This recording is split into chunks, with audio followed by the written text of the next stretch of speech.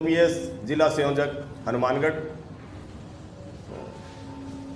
अभी गहलोत सरकार ने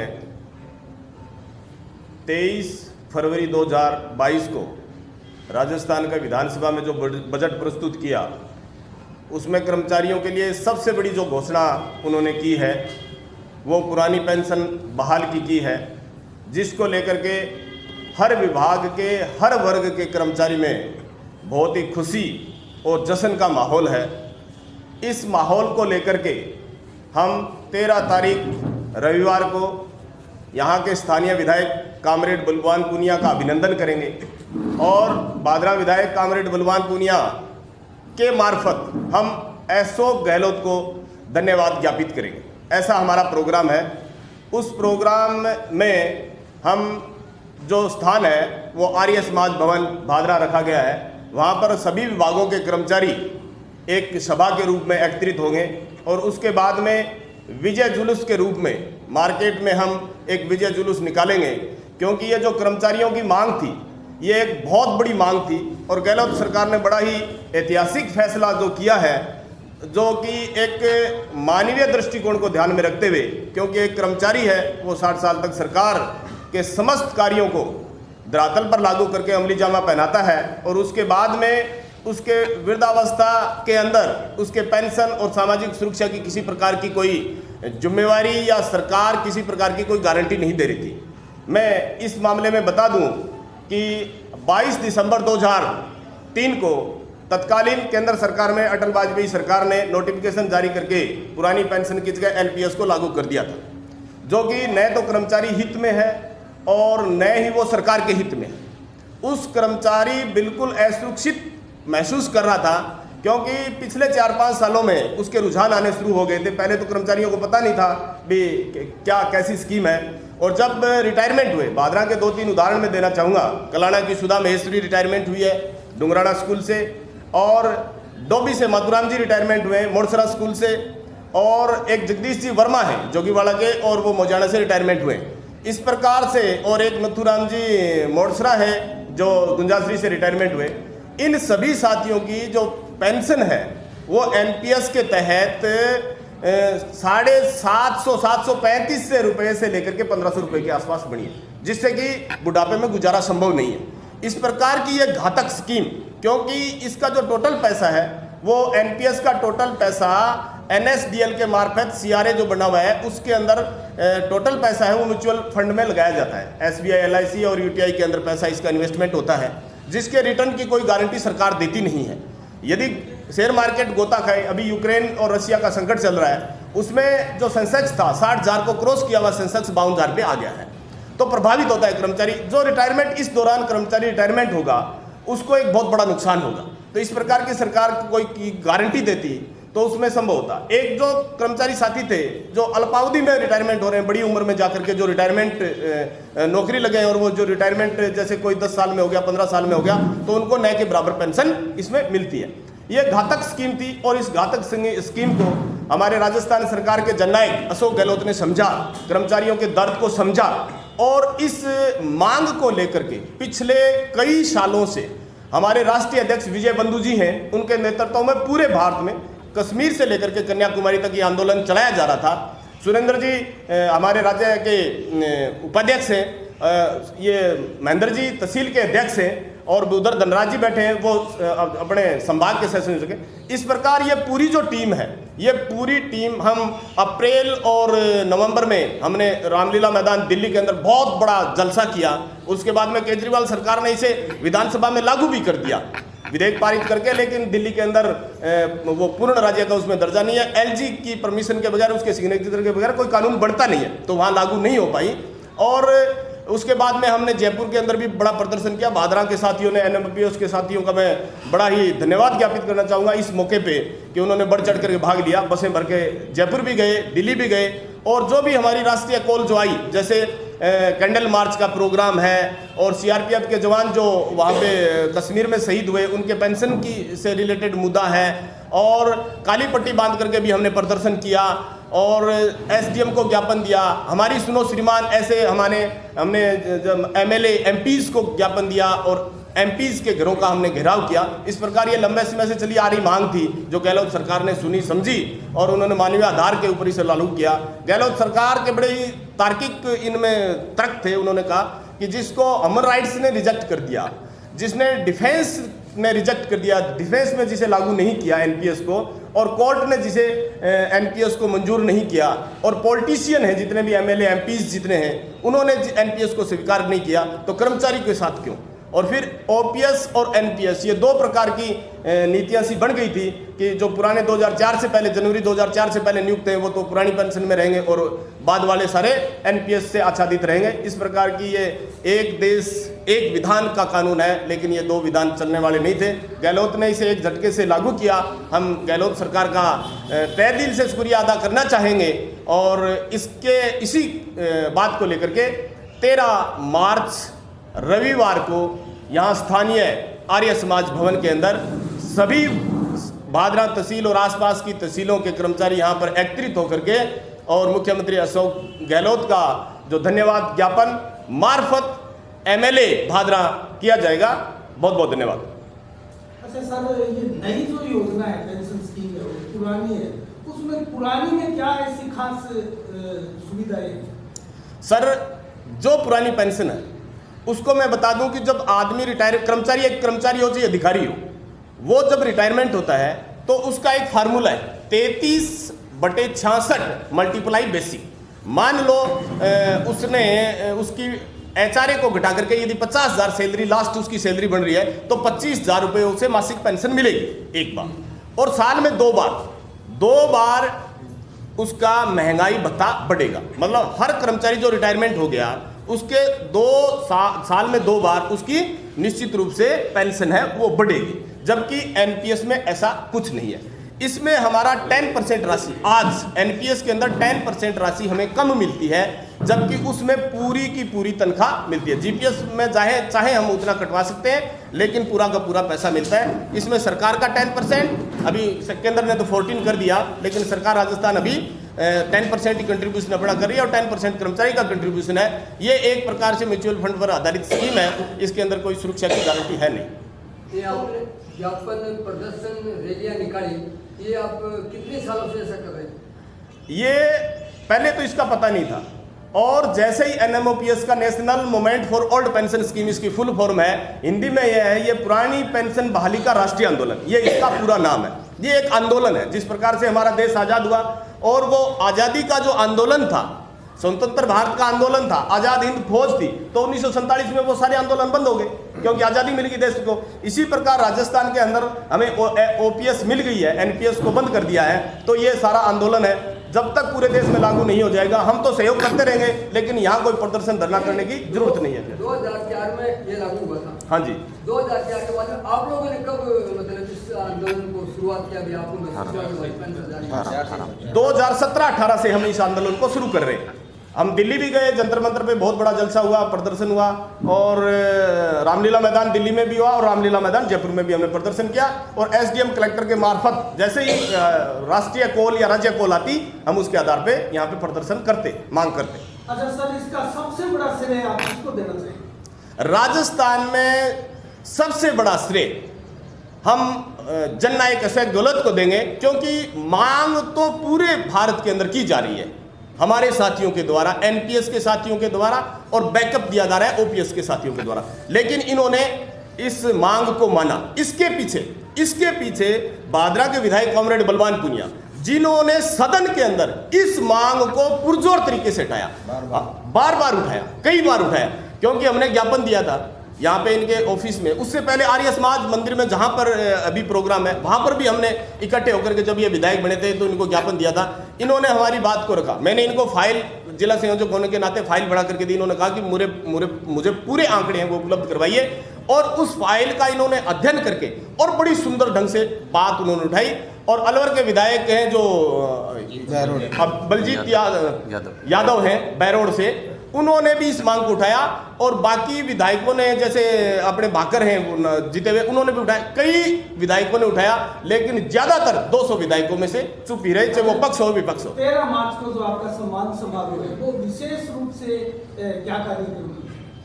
उसमें हमारा जो कार्यक्रम है, सभी विभागों के जो कर्मचारी हैं वहाँ पे एकत्रित होंगे और हमारे जो शुभचिंतक हैं वो भी उसमें एकत्रित होंगे और हम उसके अंदर विधायक जी का सम्मान, उनका अभिनंदन करेंगे क्योंकि उन्होंने हमारी मांग है वो विधानसभा में बड़ी जोरदार तरीके से उन्होंने पैरवी की। और दूसरा, हम अशोक गहलोत का उनके मार्फत, जिस प्रकार से हम एसडीएम के मार्फत ज्ञापन मुख्यमंत्री और राष्ट्रपति राज्यपाल को भेजते हैं, उसी प्रकार से हम उनका धन्यवाद ज्ञापन उनके मार्फत प्रेषित करेंगे ये प्रोग्राम। जी, आप सर राज्य उपाध्यक्ष है इस आपके संगठन के, तो अभी आप शिमला भी गए थे, कितने से राज्यों की यात्रा इस आंदोलन के दौरान आप कर चुके हैं? कितने राज्यों में आपने इस मुहिम को आपके संगठन को पहुंचाया है? सबसे पहले तो मैं तमाम पत्रकार बंधुओं का आभार व्यक्त करना चाहूँगा कि जब जब हमने एनएमओपीएस के बैनर तले पुरानी पेंशन बहाली की मांग को लेकर, चाहे कोई धरना, प्रदर्शन, ज्ञापन, आंदोलन की जितनी प्रकार की गतिविधियां हैं, गांधीवादी तरीके से, लोकतांत्रिक तरीके से हमने हर प्रकार की जो गतिविधि की है, और छोटी से छोटी गतिविधि को भी आपने अच्छी कवरेज देकर आंदोलन को एक नई गति प्रदान की है और आंदोलनकारियों को और प्रदर्शनकारियों में एक नई ऊर्जा का संचार किया है। इसलिए आपका एक बार पुनः बहुत बहुत आभार। एनओपीएस है जो national movement for old pension scheme है, ये पूरे देश में आंदोलनरत है। राजस्थान में भी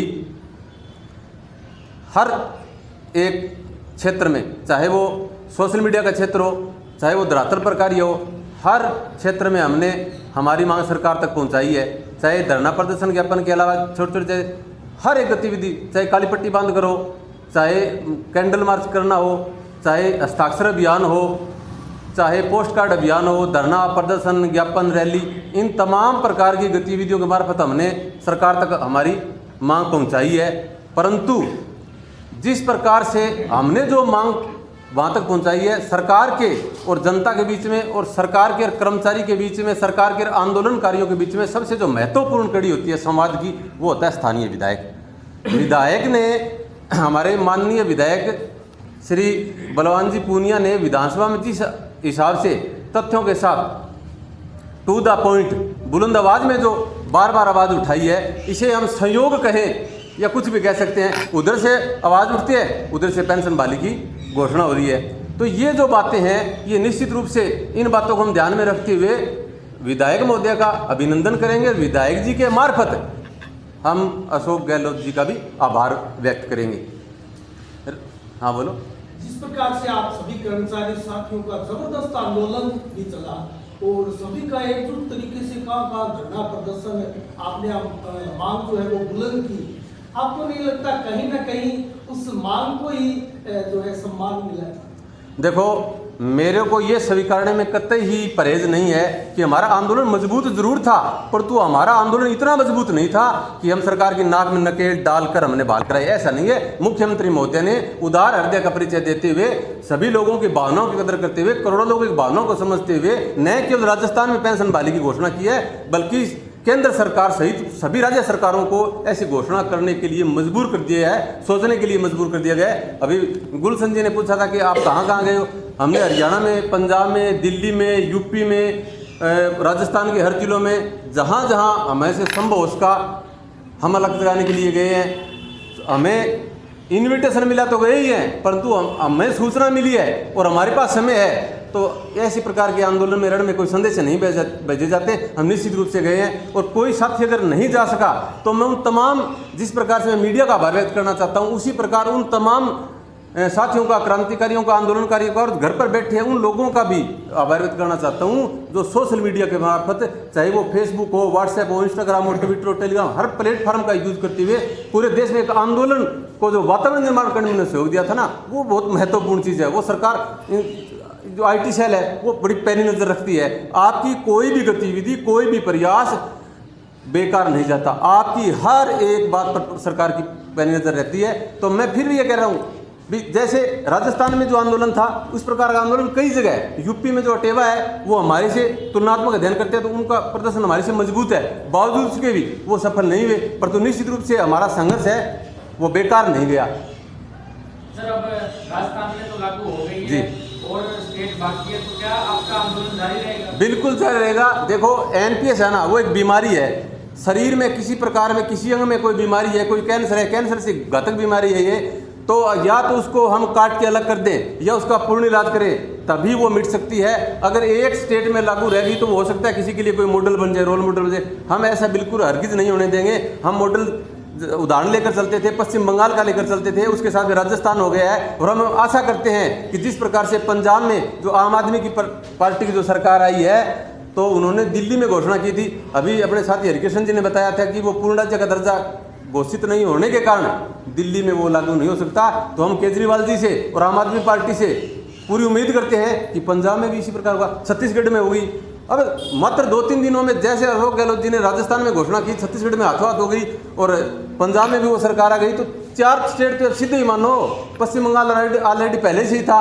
तो ये जिस प्रकार से हम कहते हैं भी शरीर के किसी हिस्से में ऐसी प्रकार की बीमारी नहीं रहनी चाहिए, तो पूरे देश में भी हम ये चाहते हैं कि पूरे देश में ओपीएस होना चाहिए, एनपीएस का कहीं नामो निशान नहीं होना चाहिए। अगर कोई सरकार मात्र थेरेपी लगा के छोड़ देना चाहिए तो उसको छोड़ने नहीं दोगे? नहीं छोड़ने देंगे, हम हमारा प्रयास जरूर करेंगे। वो माने या ना माने वो सरकार की बात है, परंतु मेरे को इतना पता है कि लोकतंत्र है ना, ये of people for people by people, democracy is of people for people by people. जनता के लिए जनता द्वारा शासन है। जनता जैसा चाहेगी वैसा होगा। अब जनता कितनी चाहती है, ये जरूरी नहीं है कि ओपीएस का मामला केवल एनपीएस कार्मिकों का नहीं है, सभी का ये मामला है। ओपीएस के अंतर्गत है, उनका भी है, वो परोक्ष रूप से प्रभावित है। और तमाम प्रकार के जितने भी एक जन आंदोलन था। आप ये बताओ, रीड के अंदर बैठे थे 20 लाख अभ्यर्थी बैठे थे, क्या 20 लाख को हम काउंट नहीं करेंगे? जो करोड़ों लोग बैठे पूरे देश के अंदर, ये एक जन आंदोलन है। जन आंदोलन जब पूरी अपना परवान पर चढ़ेगा तो निश्चित रूप से सरकार ये सोचने के लिए मजबूर होगी। सरकार के जितने भी फैसले लिए हैं वो सोशल मीडिया पर उन्होंने लोगों की नब्ज पकड़ी है। तो हम निश्चित रूप से, आजकल सोशल मीडिया ज़माना, एक क्लिक के साथ पता चल जाता है कि हमारी भावनाएं क्या है, तो हम निश्चित रूप से कामयाब होंगे। समय लग सकता है। हमने पहले भी कहा था कि जब जब राजस्थान में जमाना हुआ और अच्छी बरसात हुई है, उसके लिए घटाएं उत्तरी पश्चिमी राजस्थान से उठी है। और इसी भाद्रई क्रांतिकारी धरा से जब हमने एसडीएम के ज्ञापन दिया था, तो हमने कहा था कि ये आंदोलन की चिंगारी जो भाद्रा से उठी है पूरे राजस्थान के मौसम को अंगड़ाई लेने पर मजबूर कर देगा। और ऐसा ही हुआ। परंतु मैं फिर भी कह रहा हूं कि उस दिन हमने कहा था मजबूर कर देगा, परंतु मैं फिर कहता हूं कि अशोक गहलोत जी को हमने मजबूर नहीं किया। उन्हें उदार हृदय का परिचय देते हुए, करोड़ों लोगों की भावनाएं कदर करते हुए पुरानी पेंशन बहाली की घोषणा की है। परंतु अगर कोई नहीं मानेगा तो पूरे देश में हम उनको मजबूर करेंगे इसी घोषणा करने के लिए। अच्छा सुरेंद्र जी, एक सवाल मैं पूछ रहा हूँ आपसे कि जिस प्रकार से पूरा आपने संगठित होकर इस आंदोलन को जी, क्या इसमें किसी प्रकार से कोई राजनीतिक एंगल की एंट्री भी थी या नहीं। संकीर्ण देखो, आंदोलन में ना कोई भी व्यक्ति हो, कोई भी कर्मचारी हो, प्रत्यक्ष और परोक्ष रूप से किसी भी राजनीतिक विचारधारा से जुड़ा हो सकता है, इसी राजनेता से उसके अच्छे संबंध हो सकते हैं। परंतु जब आंदोलन से व्यक्ति जुड़ता है, वो सभी प्रकार की बातें, जब संवाद होता है, खुल के हमारी बातें होती है, प्लस माइनस सभी देखते हैं, तो 1-2% की तो मैं कह नहीं सकता। हालांकि हमारे आगे तो वो भी नहीं आए। सभी ने संकीर्ण मानसिकताओं से ऊपर उठकर एकता का परिचय देते हुए बहुत शानदार तरीके से आंदोलन में साथ दिया है। जितने भी संगठन है, national movement for old pension के मूवमेंट सिर्फ एक गति को, एक उद्देश्य को लेकर चलता है। जिस दिन हमारा उद्देश्य पूरा हो जाता है उस दिन आंदोलन समाप्त, मूवमेंट खत्म।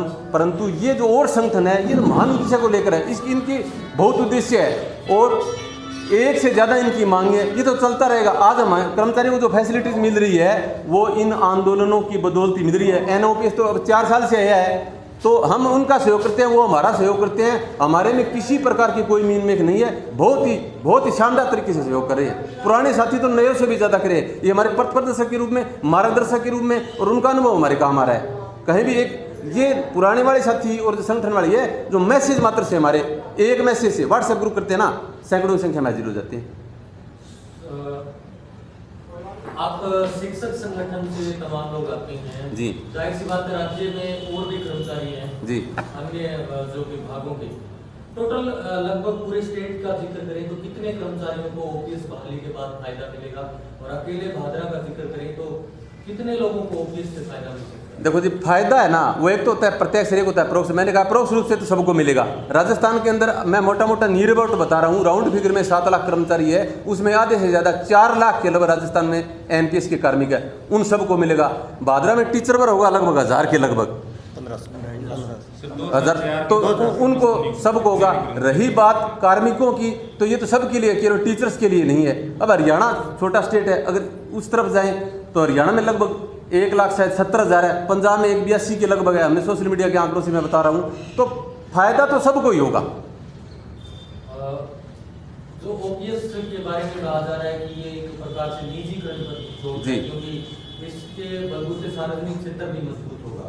तो क्या मानते हैं जो आज के परिप्रेक्ष्य में जब सरकारें निजीकरण की तरफ चल पड़ी है, चाहे वो कोई भी सरकारें हो, ऐसे में ओपीएस बहाली छत्तीसगढ़ के मुख्यमंत्री भी मजबूर हुए, उनको बजट में घोषणा करनी पड़ी है, पंजाब में भी होगी, और कांग्रेस ने कल अपने वक्तव्य में कहा है कि जहां भी कांग्रेस की सरकारें, गठबंधन की सरकारें, उनको प्रमुखता से ओपीएस बहाली करने के लिए कहा जाएगा। जी। ऐसे में आपको लगता है ये निजीकरण पर एक बड़ी चोट है? निजीकरण पर बहुत बड़ी चोट है, और हम जो मांग रखते हैं वो तो महत्व रखती है, परंतु प्रमुख विपक्षी दल और जो सत्ता पक्ष जो घोषणा करते हैं ना, वो और ज़्यादा महत्वपूर्ण होती है। चाहे कांग्रेस पार्टी ने कहीं घोषणा की है, उनकी सरकार नहीं है, परंतु वो एक राष्ट्रीय लेवल की पार्टी है, वो जिस प्रकार की घोषणा करती है तो हमारे आंदोलन को मजबूती मिलती है। अगर निजीकरण अगर अच्छा हो और अगर वो एनपीएस अगर अच्छी हो तो अच्छी चीज़ नेता अपने तक नहीं पहुंचने देते, बहुत बड़ी बात है ये। तो चाय पत्ती एक कैटेगरी की अपने तक नहीं पहुंचने देते, तो ये अपने पास नहीं आने दी, खुद ने अपना ली, तो इसका मतलब सिद्ध है कि ये तो ओपीएस को अच्छी मानते हैं। सर सभी सरकारी फायदा ले रहे हैं। हाँ जी, एक सवाल इसमें ये भी उठता है, मुख्यमंत्री अशोक गहलोत ने इसको घोषणा कर दी ओपीएस जी।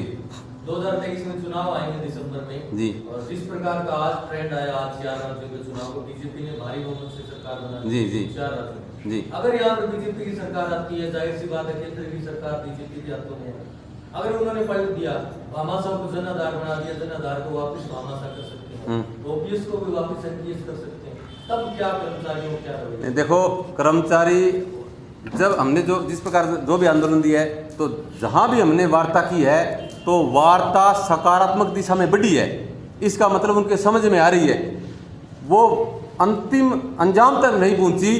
कुछ कानूनी पेचीदगियाँ थी, कुछ ऐसी बातें, ये मेरा निजी अनुमान है, मेरा मानना है कि बीजेपी शासित राज्य है ना, वो केंद्र से पहले घोषणा करने में किसी प्रकार की हिचकिचाहट रखते हैं। समझ में उनकी भी आ गई है, जब सभी राज्य सरकारें जहाँ जहाँ बीजेपी शासित राज्य है उनके सबके समझ में आ गई है। वो सोशल मीडिया के सामने, मीडिया के सामने, इलेक्ट्रॉनिक मीडिया के सामने, प्रिंट मीडिया के सामने, हमारे सामने सार्वजनिक रूप से ये स्वीकारने के लिए तैयार नहीं है, परंतु उनके समझ में आ रही है, वार्ता करते हैं तो वो बताते हैं। तो वो ये बात पीएम के सामने भी रखेंगे और प्रधानमंत्री की जो समझ में आएगी, समझ में निश्चित रूप से आना ही पड़ेगा।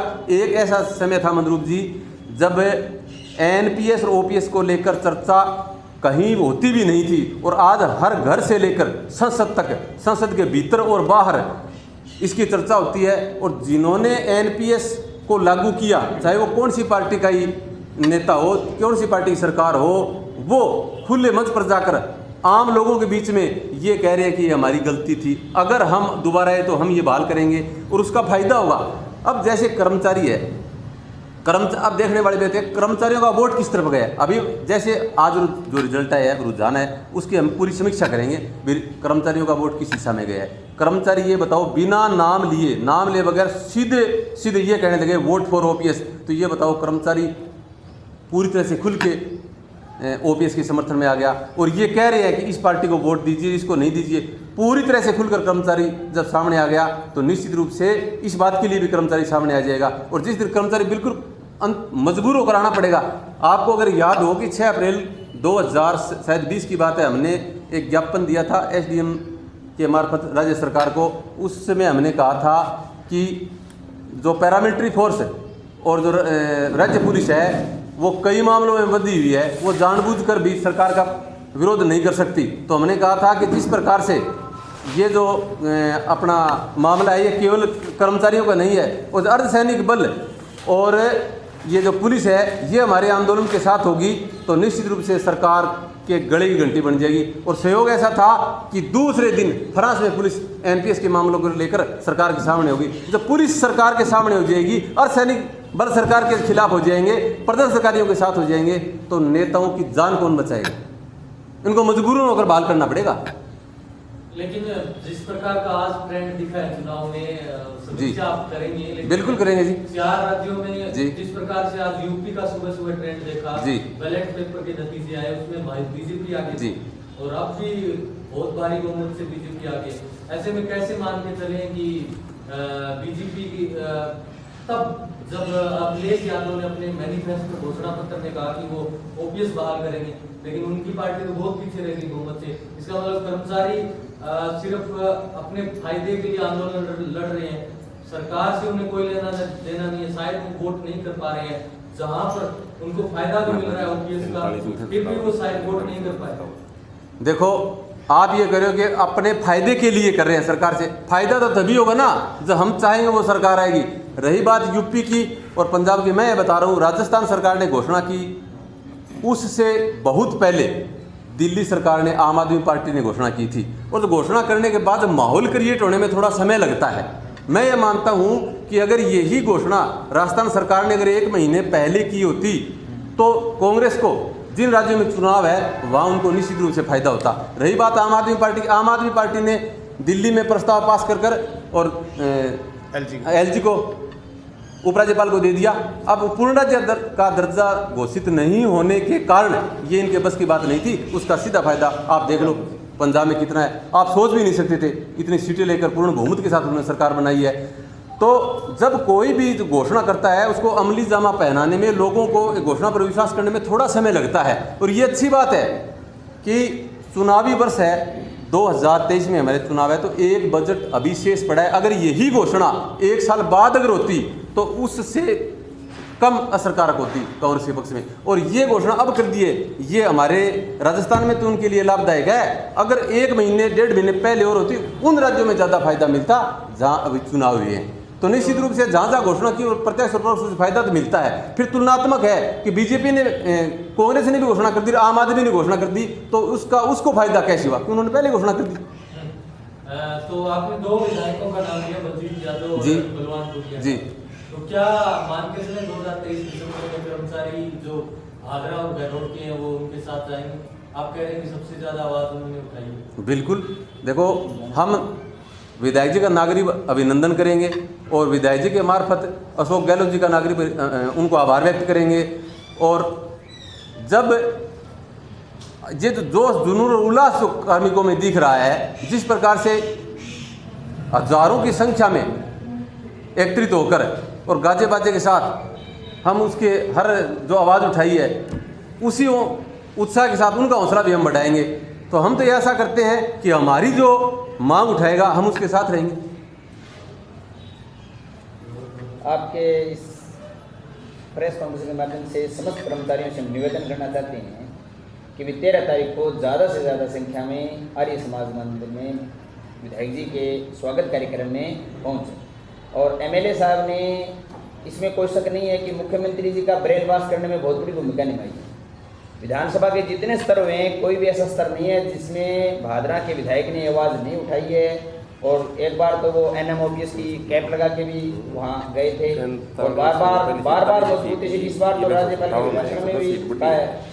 तो समस्त कर्मचारियों की ओर से हम ये कार्यक्रम रख रहे हैं, तो हमारा ये है कि भी ज़्यादा से ज़्यादा लोग आए इस जश्न में, ताकि मैसेज जाए कि भादरा के कर्मचारी एक हैं और वो जो हमारी बात करेगा हम उसके साथ हैं। इसमें कुछ मैं भादरा के सभी NMOPS संगठन की ओर से समस्त पत्रकार बंधुओं का, प्रेस के लोगों का हार्दिक अभिनंदन और स्वागत करता हूं। 2008 में जब इस मूवमेंट का आगाज़ हुआ